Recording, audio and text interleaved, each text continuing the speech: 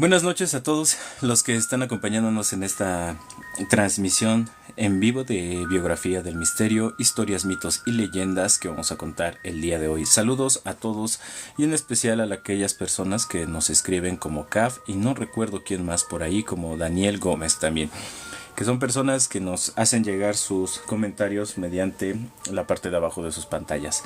Entonces, bueno, el día de hoy vamos a comenzar contando algunas historias, mitos y leyendas que tenemos ya preparadas para ustedes, como todas las noches que hacemos en vivo.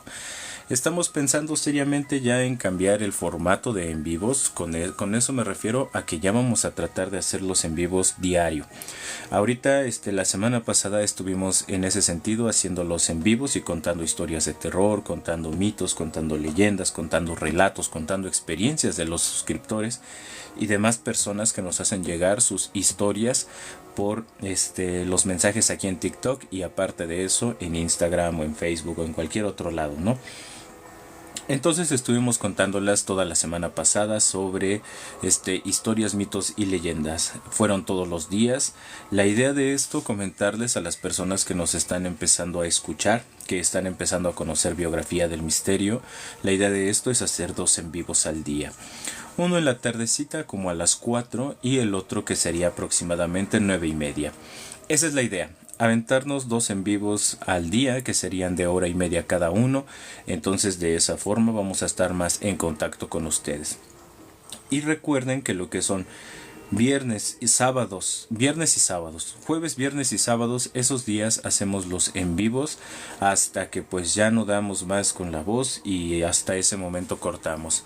Entonces, en ese sentido, pues para que estén ustedes sabedores de que ya vamos a empezar a hacer un en vivo diario por lo menos. Lo que sí, no vamos a hacer en vivos muy largos. La verdad es que vamos a empezar a hacer los en vivos como normalmente los hacemos, 1 hora, hora y media. Pero van a ser diario. Si no es en la tarde, forzosamente va a ser el de la noche. El de la noche es a partir de las 9:30 en adelante. A esas horas iniciamos los en vivos. Y cuando tengamos la libertad de poder hacer los en vivos a las 4 de la tarde, 4:30, entonces ahora sí, ahí nos estaremos viendo. Por eso es importante que nos sigan. Es importante que nos sigan para que ustedes puedan estar al tanto de cuando estamos haciendo los en vivos. Entonces, bueno, ya después de esos pequeños comerciales que les hice llegar a ustedes mediante el en vivo, pues vamos a dar inicio a esta noche de historias, mitos y leyendas. ¿Qué les parece?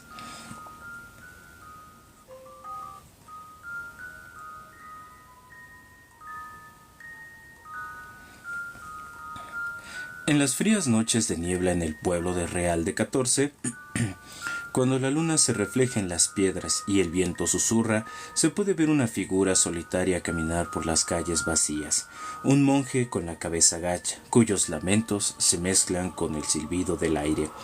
Quienes lo han escuchado aseguran que su llanto profundo y desesperado resuena en el alma de quienes se cruzan con él. Hace muchos años, en un convento apartado de San Luis Potosí, vivía el hermano Tomás, un hombre de fe y devoción, conocido por su voz serena y su inquebrantable dedicación a Dios. Pero el destino, como siempre, tenía otros planes. En el mercado vio a Lucía, una joven de ojos color ámbar y risa cautivadora. Su presencia desbordaba una energía que despertó en Tomás sentimientos prohibidos que él mismo había jurado no conocer. El amor creció en silencio como una sombra que acecha la oscuridad, llena de anhelos y culpa. Cada encuentro furtivo con Lucía lo llenaba de felicidad, pero también lo atormentaba. Una noche, incapaz de resistir más, huyó con ella hacia el misterioso Real de 14, buscando escapar de las cadenas que lo ataban. Pero su felicidad fue tan efímera como un suspiro en el viento. Los mineros, temerosos de lo desconocido, miraban con recelo al hombre que aún llevaba los hábitos, pero no pronunciaba oración. La tragedia no tardó en llegar. Una enfermedad mortal arrebató a Lucía de sus brazos. La vio desvanecerse y con su último aliento también se desvaneció su razón de ser. Devastado, Tomás imploró perdón a los cielos, se vistió nuevamente con los ropajes de monje buscando expiar sus pecados en soledad. Vagó por las calles desiertas rezando sin descanso, pero la culpa lo consumía con cada paso. Una mañana fue encontrado sin vida, al lado de la tumba de Lucía, con las manos firmemente aferradas a su crucifijo.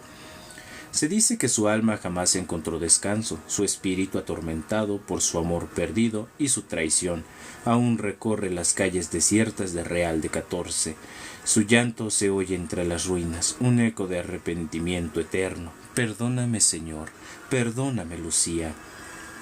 Susurra como una plegaria interminable.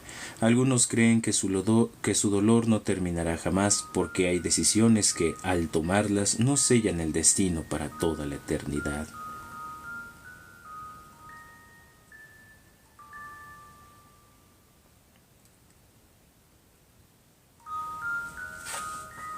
Cuando Camila comenzó a hablar de su amigo imaginario Lucas, lo tomé como parte normal de su desarrollo. Tenía 5 años, una imaginación muy activa y además pasábamos mucho tiempo solas desde que me divorcié. A veces la oía conversar sola en su cuarto. Otras veces le ponía un plato más en la mesa para Lucas, y en una ocasión me pidió que dejara la puerta del baño abierta porque a Lucas no le gustan los espacios cerrados. Al principio me hizo gracia, y luego me incomodó. Camila se volvió más reservada. Decía cosas como: Lucas no quiere que vayamos al parque hoy, o no le gusta que mires debajo de la cama. Una noche la encontré sentada en la oscuridad de la sala murmurando algo que no entendí. Cuando le pregunté qué hacía, respondió: «Estoy calmando a Lucas. A veces se pone muy enojado». La cosa se volvió realmente perturbadora durante una videollamada del trabajo. Estaba en casa, como siempre desde la pandemia, con Camila jugando detrás de mí. Mi jefe me felicitaba por un informe cuando de repente se quedó en silencio. Lo vi fruncir el ceño, desviando la mirada a un punto detrás de mí, justo a mi izquierda. Lo tomé como un error de conexión. «¿Estás bien?», pregunté. Me miró extrañado. «¿Quién es el niño?». «¿Qué?». «El niño que estaba detrás de ti hace un segundo. ¿Cuántos hijos tienes?». «Solo a Camila», le respondí, intentando reír, aunque me tembló la voz. «¿Ves a alguien más?». En ese momento Camila apareció a mi lado. Me miró con esos ojos serios que solo sacaba cuando hablaba de Lucas. «Se llama Lucas», dijo, como si eso explicara todo. «Murió aquí mismo, en esta casa». Mi jefe se quedó en silencio. La pantalla se congeló un momento. Luego, sin decir más, cerró la llamada abruptamente. Esa noche no pude dormir. Busqué en los registros de la propiedad. Nunca lo había hecho antes. Encontré un artículo de periódico de hace 20 años. Una familia vivía aquí. Su hijo de 6 años se ahogó en la bañera mientras jugaba. Su madre lo encontró demasiado tarde. El nombre del niño era Lucas Ortega. Desde entonces las cosas han empeorado. Las luces se apagan solas. Camila despierta gritando por las noches. He visto sombras donde no debería verlas. Y ayer encontré garabatos en la pared del pasillo, con letras torcidas y temblorosas como hechas por una mano infantil. «No te lo voy a devolver». Estoy empezando a pensar que Lucas no es imaginario y que Camila ya no me pertenece solo a mí.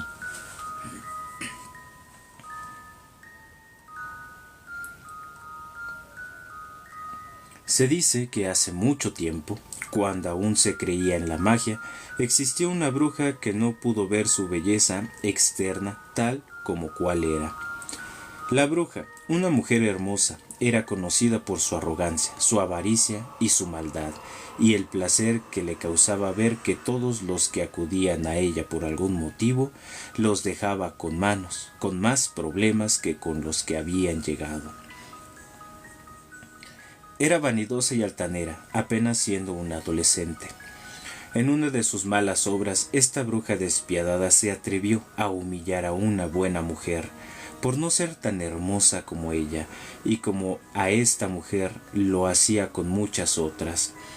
En una ocasión de esas pasaba por ahí otra hechicera de más edad y sabiduría, que al ver que no tuvo ni un poco de misericordia o remordimiento por aquel acto, decidió hacerle un encantamiento maldito, para que, en vez de ver la belleza que el ojo humano percibía, a su mirada, en cualquier espejo, se reflejaría la horrible maldad de su alma. Y así fue. En todas partes que aquella bruja se reflejaba, veía una mujer horrible, con una mirada desorbitada y una piel manchada, arrugada y descarapelada.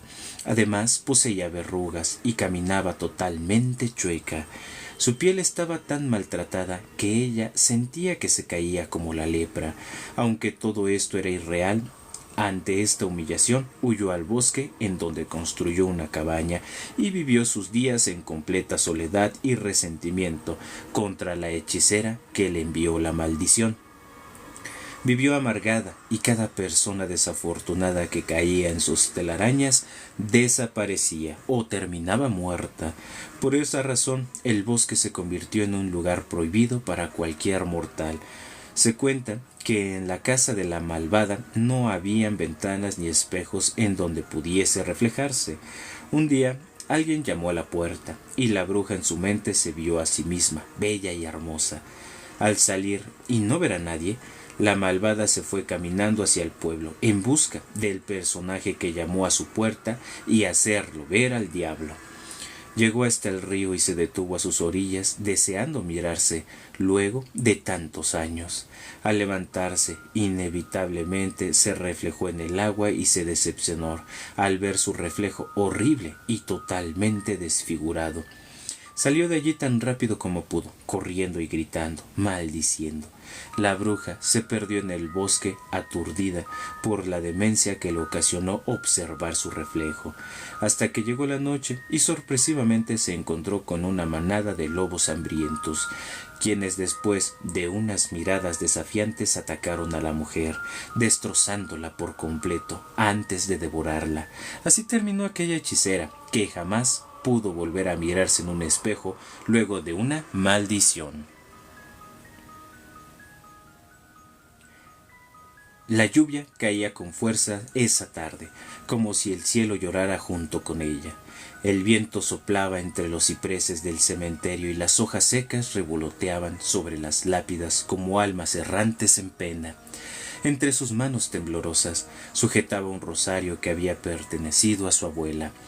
Cada cuenta era un recuerdo, una caricia de infancia, un susurro de amor que el tiempo ya no le devolvería. Ella se encontraba sola frente al ataúd. Los demás asistentes, pocos, callados, cubiertos con paraguas negros, mantenían una distancia prudente, dejándole espacio para despedirse. El rostro de su abuela, cubierto por un velo traslúcido, parecía dormir. Demasiado pacífica, demasiado fría. Fue entonces cuando lo vio entre los árboles, más allá de las tumbas, una figura alta, desproporcionada de ropajes oscuros. Observaba la ceremonia. Llevaba una capa negra, tan oscura que parecía absorber la poca luz del atardecer. Sus ojos no eran visibles, pero su presencia pesaba como una losa. En su mano arrastraba una guadaña con una hoja tan afilada que brillaba con cada relámpago. Al principio pensó que su mente jugaba trucos crueles, el dolor, la pena, la fatiga. ¿No era lógico ver cosas donde no las había? Parpadeó, se frotó los ojos, pero la figura seguía allí, inmóvil, imponente. Entonces comenzó a caminar, no hacia el féretro, no hacia los presentes, hacia ella. Cada paso era silencioso, pero el crujir de las hojas bajo sus pies resonaba como truenos en su pecho. El mundo parecía detenerse. Nadie más parecía notar a la figura. Los demás seguían en susurros o en silencio total, pero ella sentía que todo el universo se encogía a medida que esa presencia la envolvía. «No puede ser», murmuró retrocediendo. Pero el ser ya estaba a su lado. No era un hombre, no era humano, no era real, y sin embargo lo sentía. Sentía el frío que emanaba de su capa, el hedor a tierra, a tumba abierta, a carne vieja y a flores marchitas. Entonces, sin abrir la boca, la figura se inclinó hacia su oído y susurró: «Te estoy esperando». El mundo se apagó, su grito fue mudo, tragado por la oscuridad que la envolvió de golpe. Su cuerpo se desplomó sobre el suelo mojado, el rosario cayendo en sus manos como una serpiente muerta. Todo se volvió negro. Por un momento, eterno y helado, pensó que había muerto, pero despertó. En el mismo lugar, bajo el mismo cielo gris, frente al ataúd cerrado. Pero la figura ya no estaba. Nadie hablaba de ella, nadie lo había visto, nadie escuchó ese susurro, pero ella lo sabía. No fue una alucinación, no fue producto de su dolor. La muerte había estado allí, no por su abuela, por ella. Desde ese día no volvió a ser la misma. Su rostro envejeció en semanas. Dejó de dormir, aterrada por soñar con aquella voz. Cada vez que cerraba los ojos lo veía, a lo lejos, entre los árboles, esperando en cada sombra, en cada reflejo, en cada rincón oscuro de su casa. Meses después encontraron su cuerpo sin vida en la misma iglesia donde fue velada su abuela. Nadie supo la causa, ninguna enfermedad, ninguna herida. Solo tenía en la mano aquel rosario y una flor negra marchita en el pecho. ¿Tú también la oyes? Esa voz que susurra desde la oscuridad. Tal vez te está esperando a ti también. Smile, saludos y gracias a todas las personas que nos están acompañando, que nos empiezan a seguir, como el mismo Smile que ya nos empieza a seguir, y a todas las personas que le dan me gusta.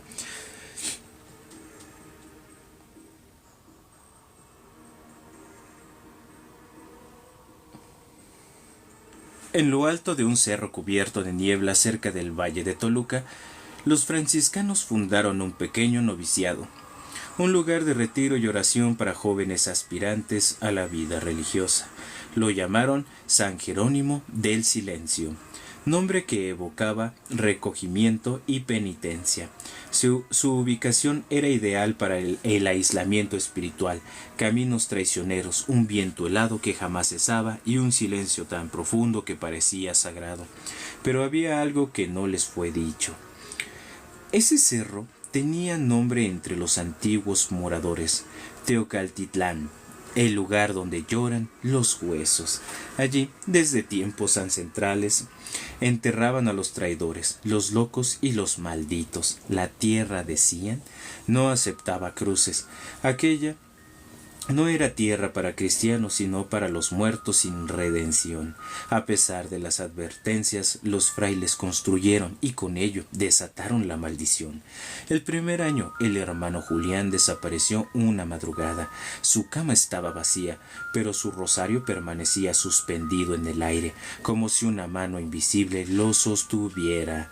Lo buscaron por días, hasta que lo hallaron en lo alto del campanario colgado de los pies, con el rostro envuelto hacia la pared.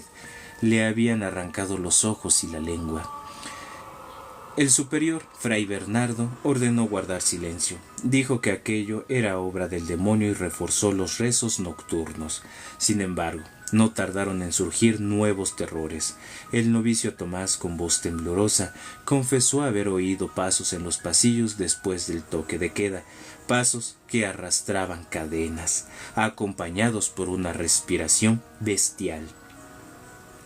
Pronto, otros lo escucharon también, un murmullo constante, una voz que hablaba desde las paredes ofreciendo secretos prohibidos.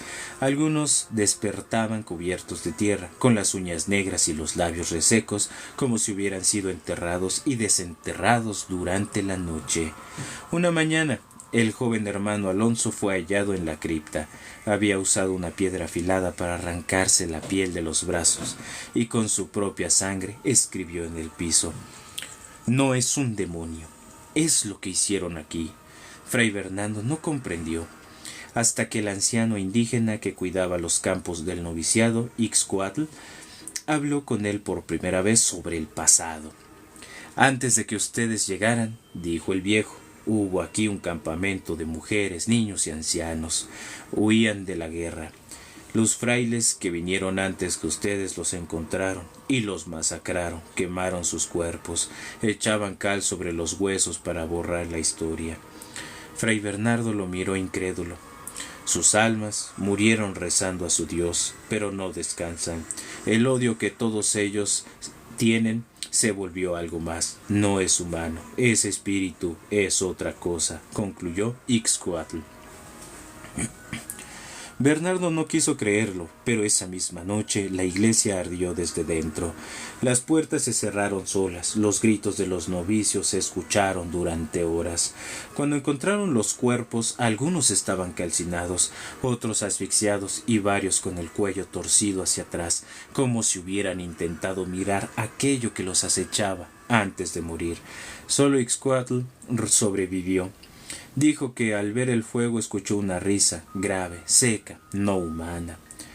Hoy solo quedan ruinas, nadie sube al cerro. Quienes lo intentan se pierden o regresan desorientados, con heridas inexplicables. Algunos llevan marcas de garras en la piel, otros se quitan la vida días después, tras soñar con una figura alta, vestida con túnica hecha de huesos calcinados. No tiene rostro, solo una boca inmensa que murmura oraciones al revés. Dicen que el alma del cerro aún reclama justicia, que no fue el demonio quien vino, sino la memoria de los asesinados, convertida en odio.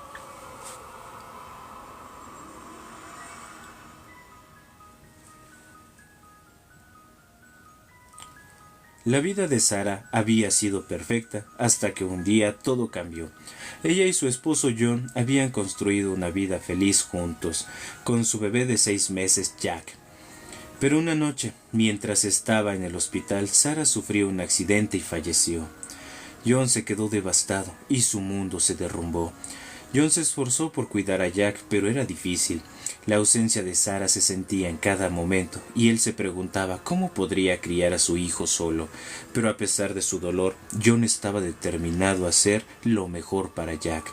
Sin embargo, había algo extraño que comenzó a suceder. John empezaba a notar que Jack estaba siempre seguro, como si alguien estuviera cuidándolo. Los juguetes se movían solos y Jack nunca se lastimaba. John se preguntaba si era posible que Sara estuviera todavía con ellos cuidando a su hijo desde el más allá. John comenzó a sentir una presencia en la casa, una presencia que parecía ser Sara. Escuchaba su voz en sus sueños y sentía su mano acariciando su cabello. Comenzó a creer que Sara no había dejado de cuidar a Jack, incluso después de su muerte. Una noche, mientras John estaba acostado en la cama, sintió una mano fría en su hombro. Se dio la vuelta y vio a Sara parada en la puerta sonriendo. Pero no era una sonrisa alegre, era una sonrisa triste y desesperada. Sara comenzó a aparecer más frecuentemente, siempre cuidando a Jack. John veía cómo ella lo protegía de cualquier peligro y cómo lo acunaba en sus brazos. La presencia de Sara era una bendición para John, ya que sabía que su hijo estaba seguro. Pero a medida que pasaba el tiempo, John comenzó a darse cuenta de que Sara no podía descansar. Estaba atrapada entre el mundo de los vivos y el mundo de los muertos, cuidando a su hijo. John se sentía culpable por no poder ayudarla a encontrar la paz. Un día, John decidió hacer algo para ayudar a Sara. Organizó una ceremonia para honrar su memoria y ayudarla a encontrar la paz.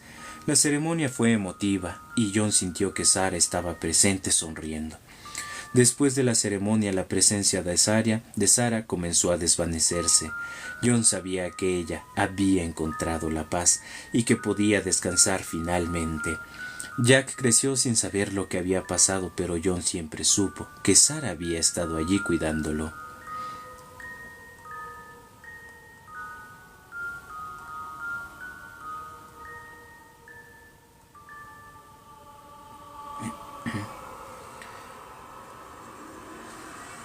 ¿Alguna vez has escuchado historias que parecen demasiado reales para ser solo cuentos?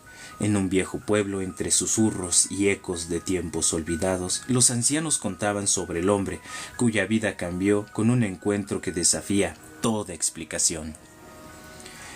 Era un humilde trabajador del campo, un hombre que conocía el peso de la fatiga y la escasez. Aquella mañana, su esposa, con lo poco que tenía, le preparó un modesto almuerzo.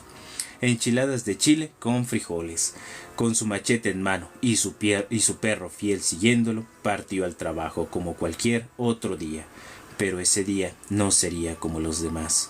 Al llegar el mediodía, el calor sofocante lo obligó a buscar refugio bajo la sombra de un árbol frondoso. El viento susurraba entre las hojas y el aire tenía una densidad extraña, casi como si alguien estuviera observándolo. Justo cuando llevaba la primera enchilada a su boca, una voz surgió de la nada. —¿Me compartes de tu comida?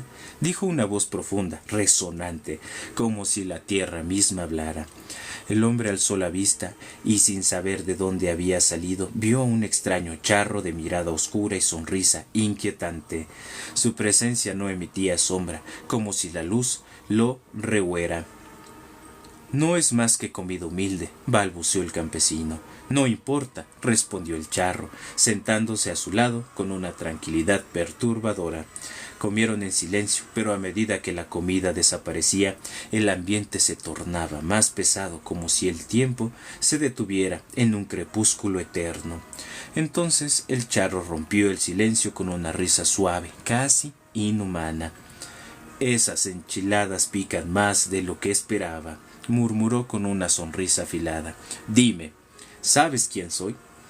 El hombre sintió un escalofrío recorrerle la espalda. Su perro gruñó bajo, con el lomo erizado, sin apartar la mirada del desconocido. No necesitaba escuchar la respuesta para saber lo que tenía frente a él. No era un simple viajero. —Te concederé un deseo —prosiguió el charro—, lo que quieras y será tuyo. El campesino titubeó. Sabía que la riqueza atraía envidia y desgracias. Sabía que un deseo mal pedido podía condenarlo. Así que con la voz firme dijo: «No quiero oro ni poder, solo deseo salud para mí y mi familia». Por un momento, el charro pareció sorprendido. Sus ojos oscuros lo atravesaron como si leyeran su alma. Luego inclinó la cabeza, quitándose el sombrero en un gesto enigmático. «Jamás alguien me había pedido algo tan puro», murmuró. «Cumpliré tu deseo, pero te daré más de lo que has pedido». Desde aquel día, la vida del campesino cambió de forma inexplicable. La comida nunca le faltó, el trabajo siempre estuvo a su alcance y la enfermedad nunca cruzó la puerta de su hogar. Pero había algo extraño. Cada vez que comía bajo aquel árbol, hablaba solo, o al menos eso creían los que observaban de lejos. Pasaron los años y el campesino envejeció. En su lecho de muerte, mientras su respiración se debilitaba, vio como el charro aparecía de nuevo, con aquella misma sonrisa inescrutable. «No te preocupes, amigo», susurró. «Yo cuidaré de tu familia y de tu descendencia. Siempre cumpliré mi promesa». Desde entonces, las generaciones futuras de aquel hombre nunca conocieron la pobreza ni la enfermedad, pero en cada esquina oscura, en cada sombra al atardecer, siempre sintieron que alguien los observaba. Dicen que aún hoy, si te sientas bajo aquel árbol y compartes tu comida, podrías ver al charro, y si él te habla, asegúrate de elegir bien tus palabras. ¿Te atreverías a hacer un trato con él?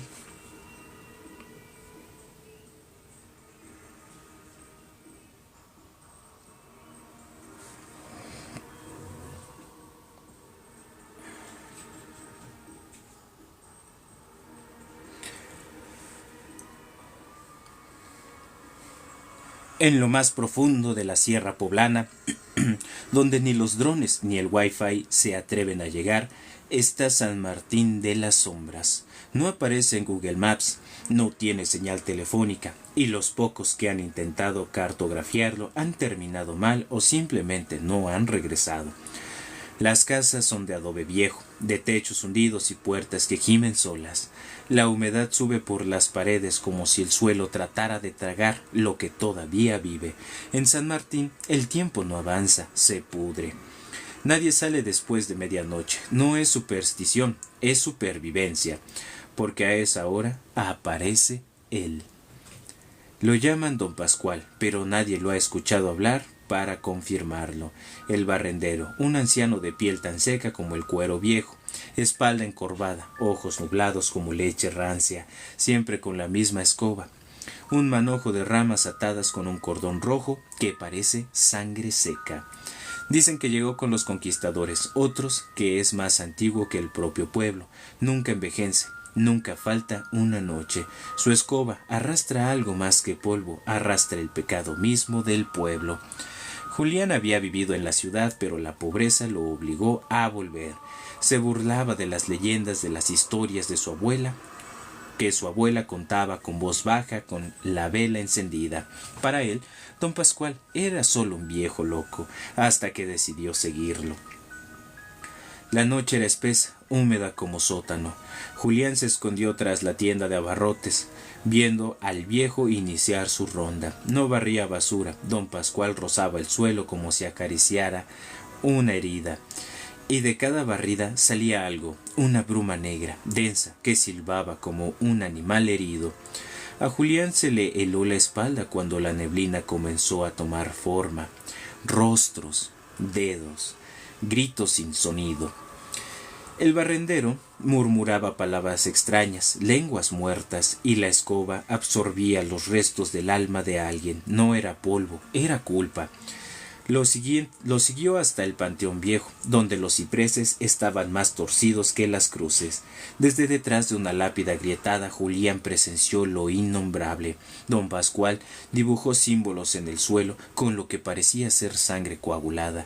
La tierra tembló, y de la escoba salieron cuerpos de humo, almas deformes, algunos llorando, otras gimiendo en rabia. Y entonces lo miró. Dos ojos vacíos como pozos sin fondo se clavaron en Julián. ¿Tú también quieres barrer tus pecados, muchacho? La voz no venía de su boca, venía del suelo, del aire, de adentro. Julián intentó correr, pero sus piernas no reaccionaban. La escoba tembló, latiendo como si tuviera corazón. Don Pascual lo alzó y lo arrastró por el aire frente a Julián. No hubo grito, no hubo sangre, solo un suspiro largo y seco, como el de una vela apagándose.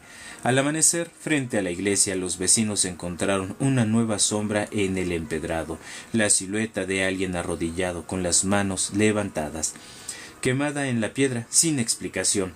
Don Pascual pasó por ahí, escoba en mano. La sombra tembló apenas y luego desapareció, absorbida por los hilos secos del instrumento. Desde entonces dicen que hay una cara nueva en la escoba, una que llora, una que suplica. Si te detienes a mirar demasiado tiempo la verás, pero nadie lo hace, porque en San Martín el que barre no lo hace por limpieza, lo hace por contención. Y el que lo ve no lo cuenta.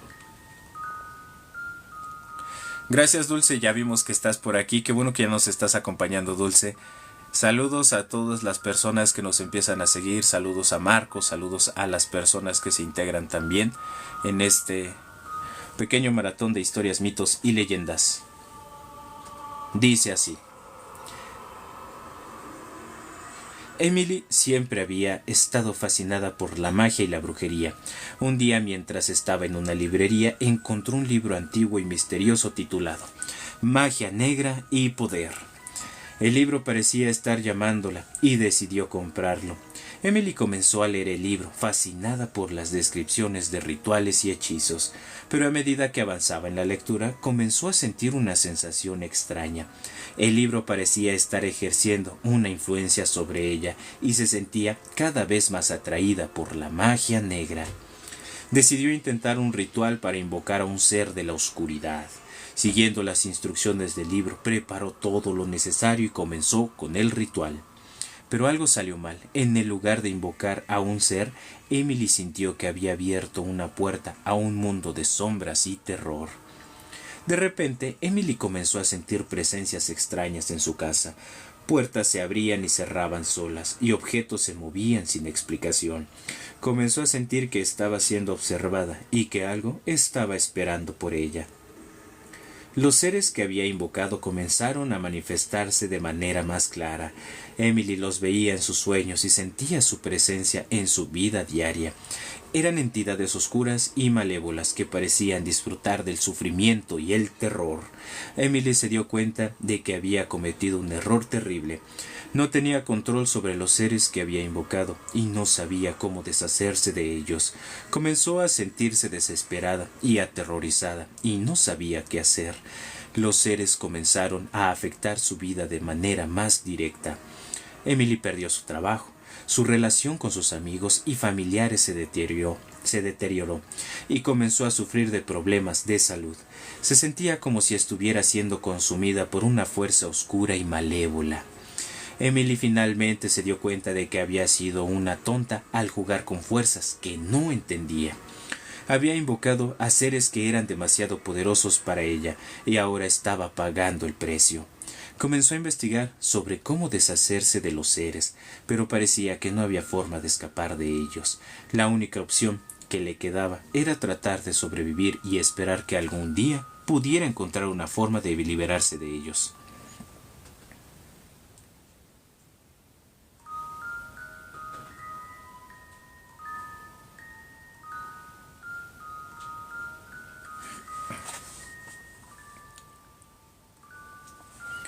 Era una noche de esas en las que el alcohol te arrastra a lugares a los que la lógica jamás permitiría llegar.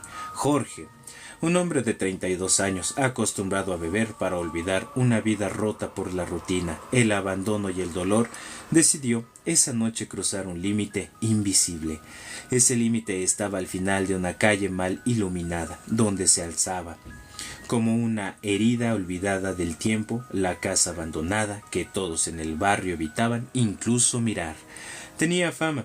Se decía que era maldita, que allí vivió una anciana practicante de brujería, que en su sótano se escuchaban lamentos y que ningún animal, ni siquiera un perro callejero, se atrevía a cruzar sus rejas oxidadas.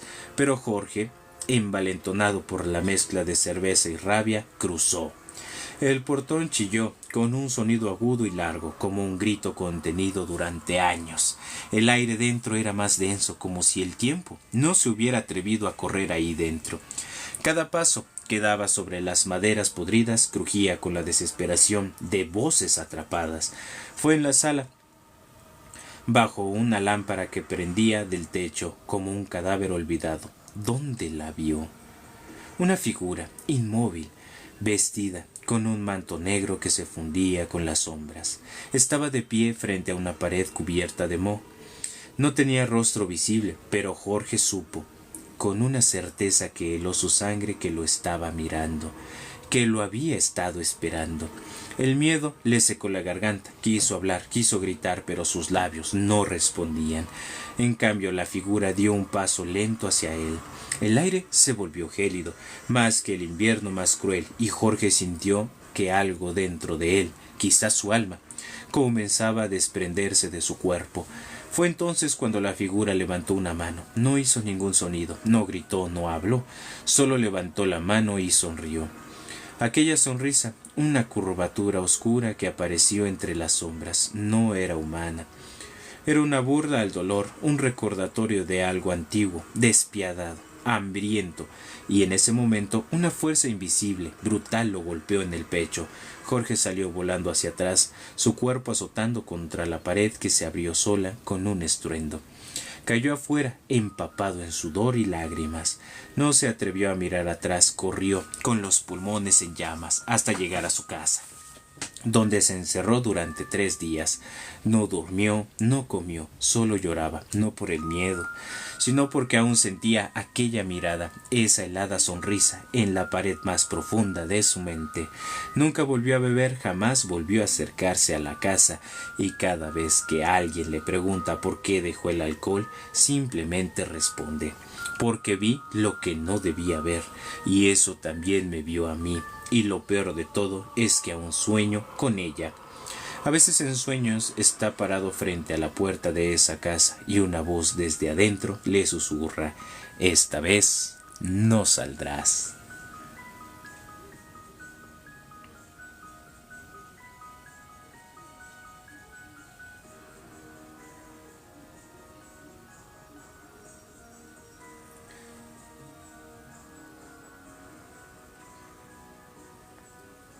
Nuevo Laredo, 1978. El cielo estaba cubierto por nubes negras. Una tormenta eléctrica se aproximaba desde el norte, y el viejo Hospital General ya comenzaba a temblar con cada estallido lejano de truenos.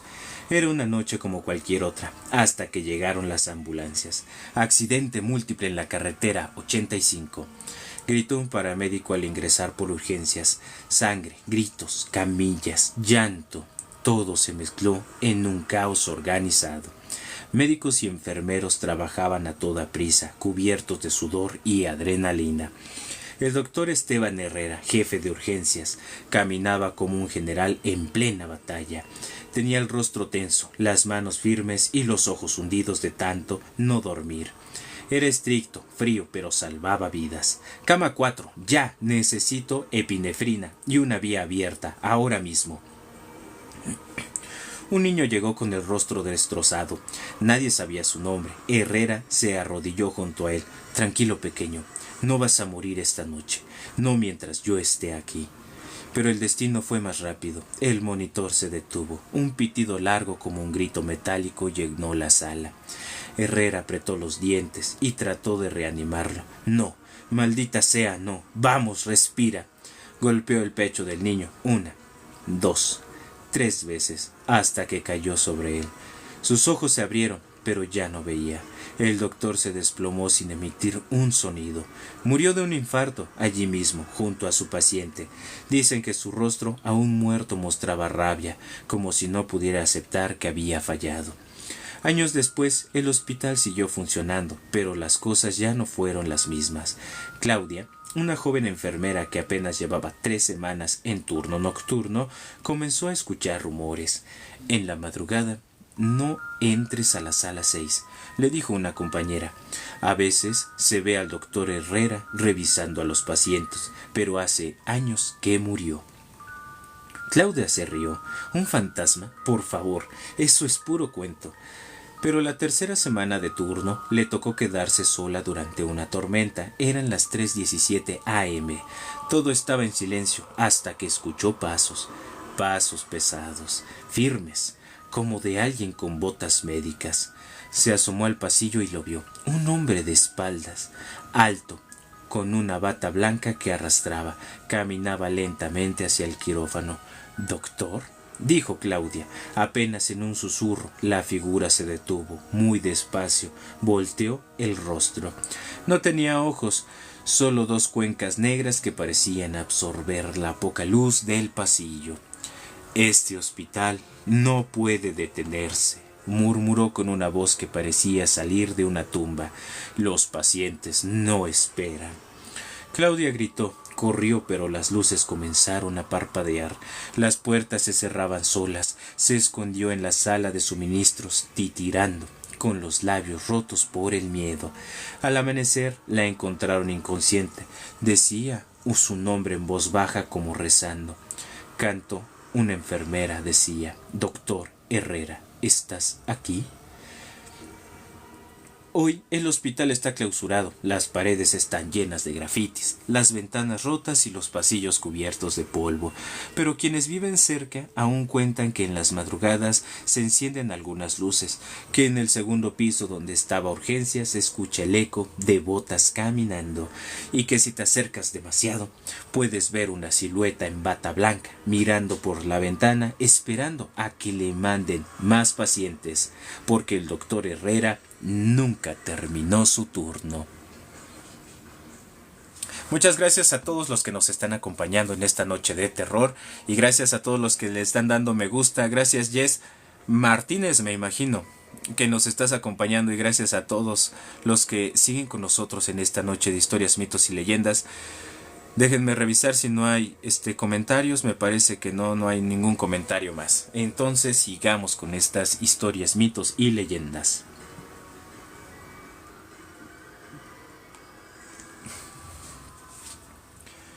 Era una noche sin luna, con un cielo cubierto de nubes negras que parecían presagiar una desgracia.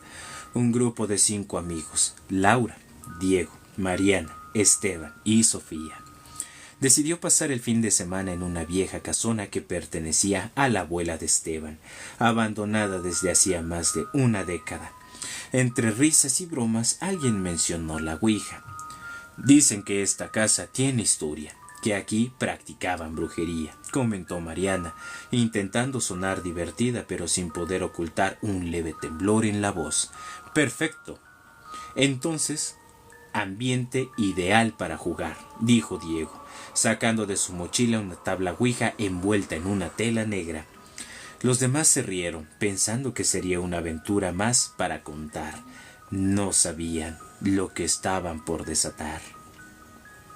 Prepararon velas en un círculo en la sala principal, una habitación inmensa con el techo alto y las paredes carcomidas por el tiempo.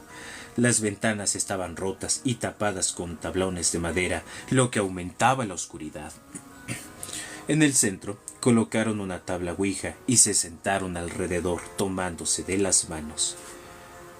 «¿Hay alguien aquí con nosotros?», preguntó Sofía en voz baja. Durante los primeros minutos la aguja no se movía, pero entonces de forma repentina comenzó a deslizarse lentamente. La palabra que formó fue «sí». Se miraron entre ellos, conteniendo la risa nerviosa. «¿Quién eres?», continuó Esteban. La aguja se movió con una rapidez inquietante. «E-L-A». «¿Ela? ¿Quién es Ela?», preguntó Laura, cada vez más inquietante. La aguja se movió otra vez deletreando S-A-N-T-A-M-U-E-R-T-E. Santa Muerte.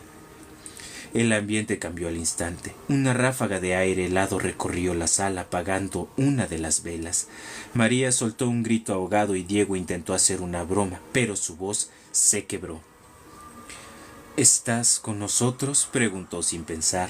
La aguja se movió con fuerza y marcó «sí». Fue en ese momento cuando Laura palideció. Miraba fijamente hacia una esquina de la habitación. Vi algo moverse», susurró. Esteban encendió la linterna de su celular y apuntó, pero no había nada. Aún así, todos sintieron una presencia, una energía oscura, pesada, casi asfixiante. Decidieron terminar el juego, o al menos eso creyeron haber hecho. Pero esa fue solo la primera noche. Al día siguiente comenzaron a suceder cosas extrañas. Diego amaneció con rasguños en la espalda que no recordaba haberse hecho. Mariana escuchaba voces susurrándole su nombre cuando estaba sola. Laura se despertó gritando, asegurando que una figura encapuchada la observaba desde el pie de su cama. Sofía no hablaba. Estaba ida, como si su alma se hubiera quedado atrapada en aquella sesión. Pasaban horas mirando un rincón específico de la casa, donde curiosamente más tarde restos de un altar oculto tras un mueble viejo. En el centro, una figura de la Santa Muerte rodeada de velas derretidas y ofrendas secas. Intentaron irse, pero el auto no arrancaba. El celular de todos estaba sin señal y cada noche la presencia volvía más fuerte. Las velas encendidas se apagaban solas, los espejos se empañaban con palabras escritas desde dentro. No deben haberme llamado. Esteban, desesperado, quiso destruir la tabla, pero al tocarla sintió un dolor punzante en el pecho y cayó desmayado. Cuando despertó, tenía marcas de manos negras en el cuello, como si lo hubieran intentado estrangular. Decidieron buscar ayuda y contactaron a una señora del pueblo que se decía conocedora del oculto. Al llegar, la mujer se negó a entrar a la casa. Ahí hicieron un llamado que no debían. La Santa Muerte no perdona el juego. Ella no vino a jugar, ella vino a quedarse. Intentaron una limpieza, un ritual de cierre, pero durante el proceso Sofía comenzó a gritar con una voz que no era suya. En un trance rompió el círculo de protección y la médium cayó al suelo convulsionando. La figura de la Santa Muerte apareció brevemente en una sombra proyectada en la pared y todos corrieron despavoridos, dejando la casa atrás. Desde entonces, cada uno de ellos vive con una maldición. Laura sueña cada noche con la Santa Muerte, parada al borde de su cama. Mariana desapareció sin dejar rastro semanas después. Diego fue internado tras un brote psicótico. Esteban no habla del tema, pero se rumorea que encontró la tabla nuevamente en su armario, aunque la habían quemado. Y Sofía nunca volvió a ser la misma. Murió un año después, en circunstancias extrañas. Su cuerpo fue encontrado en posición fetal, con un pequeño altar a su lado y una inscripción en la pared escrita en sangre. Ella está aquí. Nunca juegues con lo que no comprendes. Hay invocaciones que no se pueden deshacer y hay entidades que, una vez llamadas, no se van jamás. Bueno amigos, espero que les haya gustado el en vivo del día de hoy y qué bueno a todos aquellos que nos están acompañando. Walter Redondo, gracias por apoyarnos con los me gusta. Por el momento amigos míos, pues es hora de despedirnos, nos estamos viendo el día de mañana, como ya saben vamos a estar haciendo más en vivos, entonces agradecerle a todos, agradecerles de corazón. A ver, por ahí ya me veo. Bueno. Entonces, pues para todos los que estuvieron aquí acompañándonos en Biografía del Misterio, ya saben que vamos a estar haciendo los en vivos diario. Ya no los vamos a hacer solo jueves, viernes y sábados, sino que ya los vamos a hacer diariamente. Entonces, pues les agradezco mucho que estuvieran aquí con nosotros en este pequeño maratón. César, qué bueno que estás aquí con nosotros. No me había percatado que nos estabas acompañando. Qué bueno que estás aquí. Entonces, bueno. Nos estamos viendo el día de mañana para todos los que gusten escuchar historias, mitos y leyendas, como el mismo título dice aquí, historias, mitos y leyendas, en donde pues aquí en Biografía del Misterio. Un placer haber estado y compartido con ustedes esta noche aquí en esta transmisión. Recuerden que si no llegaron en vivo aquí a Biografía del Misterio a tiempo para escuchar todas las historias que contamos, vamos a estar descargando estos formatos y los vamos a estar subiendo en YouTube. Entonces pues por ahí pueden estar escuchando igualmente Biografía del Misterio en YouTube, en Instagram y en Facebook. Subimos diferentes cosas, o sea, no en todos subimos lo mismo, pero en YouTube vamos a estar subiendo lo que son los podcasts que hacemos aquí en TikTok. Entonces, por aquí vi que Hasta luego, saludos, buenas noches. Nos estamos viendo, mi buen Eric. Qué bueno que estuviste aquí con nosotros y a todos los que nos acompañaron. Me despido y cuídense mucho, mis queridos compañeros de Biografía del Misterio. Nos estamos viendo el día de mañana.